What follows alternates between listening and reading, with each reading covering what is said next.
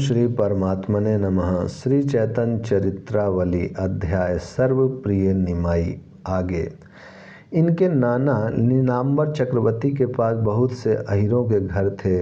वे दूध बेचने का व्यवसाय करते। आप उनके घरों में चले जाते और जिस अहीर को भी पाते उसी से कहते, मामा आज दूध नहीं पिलाओगे क्या। वे इन्हें बड़े सत्कार से अपने घरों को ले जाते।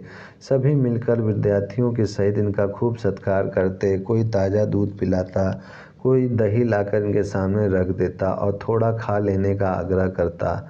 ये निसंकोच भाव से खाने लगते। किसी स्त्री को देखकर कहते, मामी तेरा दही तो खट्टा है, थोड़ी चीनी डाल देती तो स्वाद बन जाता।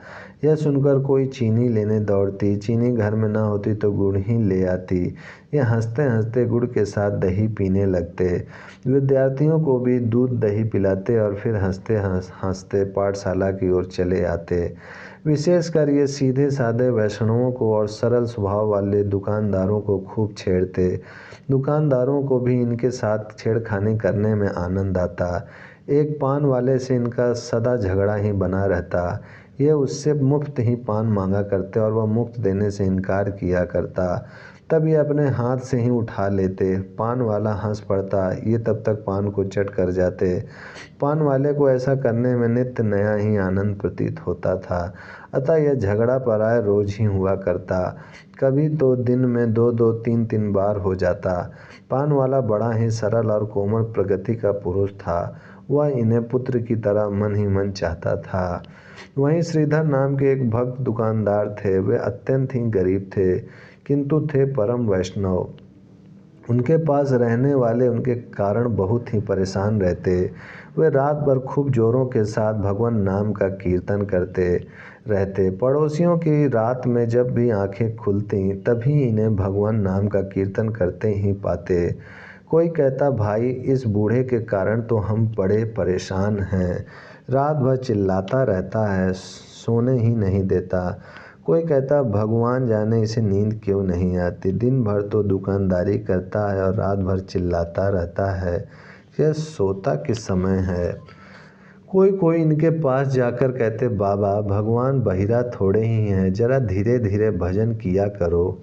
ये कहते, बेटा धीरे धीरे कैसे करूं, तुम सब लोग तो दिन रात काम में ही जुटे रहते हो, कभी भगवान का घड़ी भर को भी नाम नहीं लेते, इसीलिए जिह्वा से नहीं ले सकते तो कान से तो सुनोगे ही।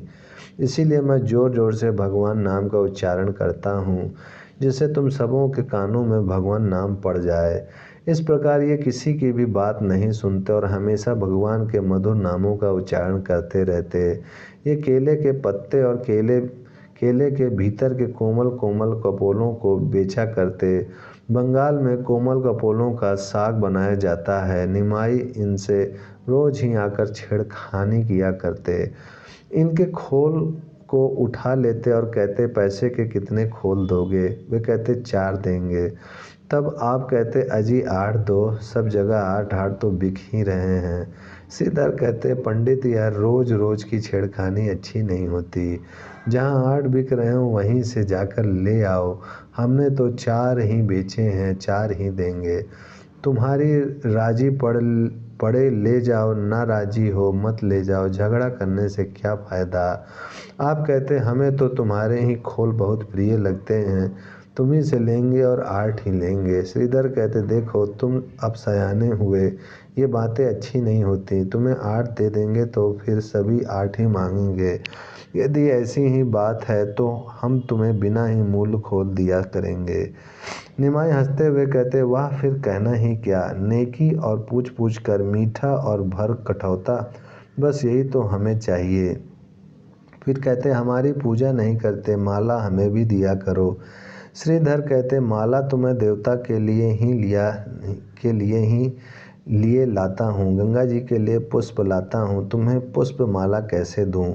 आप कहते, सबसे बड़े देवता तो हम ही हैं, हमसे बढ़कर देवता और कौन हो सकता है, गंगा जी तो हमारे चरणों का धोवन है।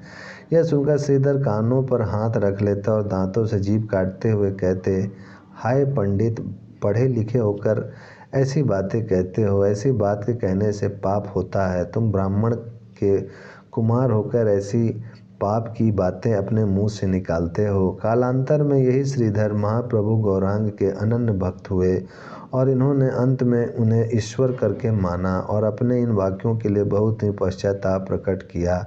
प्रभु इनसे अत्यंत ही स्नेह रखते थे। गौर भक्तों में श्रीधर का खोल बहुत ही प्रसिद्ध था। गौर को श्रीधर के खोल के बिना सभी व्यंजन रुचिकर ही नहीं होते थे। एक दिन ये घर की ओर जा रहे थे। रास्ते में पंडित श्रीवास जी मिले। श्रीवास पंडित अद्वैताचार्य के साथी और स्नेही थे। पंडित जगन्नाथ मिश्र के ये अभिन्न मित्र थे। इनकी पत्नी मालती देवी और ये निमाई को सगे पुत्र की भांति प्यार करते थे। ये भी इन दोनों में माता पिता के समान श्रद्धा रखते थे। श्रीवास पंडित को देखकर इन्होंने उन्हें प्रणाम किया। पंडित जी ने इन्हें आशीर्वाद दिया और बड़े ही प्रेम के साथ बोले, निमाई देखो, अब तुम बालक नहीं हो, यह बाल चापल्य तुम्हें शोभा नहीं देता। इस तरह से उच्च श्रृंखलता जीवन बिताना ठीक नहीं, कुछ भक्ति भाव भी सीखना चाहिए। तुम्हारे पिता तो परम वैष्णव थे।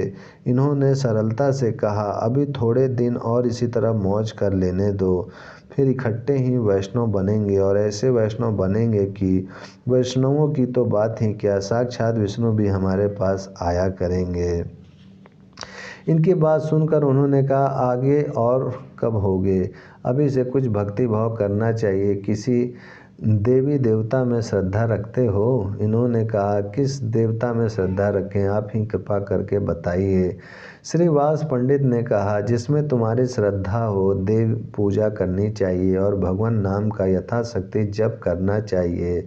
निमाई जानते थे कि वैष्णव सोहम और अहम ब्रह्मास्मि इन वाक्यों से चिढ़ते हैं, इसीलिए श्रीवास पंडित को चिढ़ाने के लिए कहने लगे, सोहम अहम ब्रह्मास्मि, हमारी तो इन्हीं महावाक्यों पर श्रद्धा है। जब हम ही ब्रह्म हैं तब पूजा किसकी करें और जप किसके नाम का करें, आप ही बताइए। यह सुनकर श्रीवास पंडित ने कानों पर हाथ रख लिया और बोले, वैष्णवों के पुत्र को ऐसी बात मुख से नहीं कहनी चाहिए, तुम तो लड़कपन किया करते हो।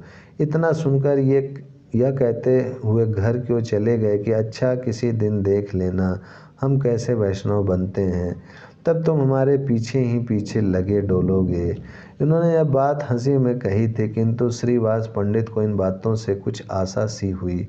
वे सोचने लगे, यदि निमाई जैसे पंडित मेधावी और सर्वप्रिय पुरुष वैष्णव बन जाए तो वैष्णव धर्म का देश भर में झंडा फहराने लगे, अनाथ वैष्णव भक्त सनाथ हो जाएं। वे यही सोचते विचारते गंगा जी की ओर चले गए। कालांतर में श्रीवास पंडित के विचार सत्य ही हो गए। वैष्णव धर्म की विजय दुदुम्बी से संपूर्ण देश गूंजने लगा और भक्ति भागीरथी की एक ऐसी धारा बाढ़ आई जिसके कारण सभी विषमता दूर होकर चारों ओर समता का साम्राज्य स्थापित हो गया। ओम शांति शांति शांति।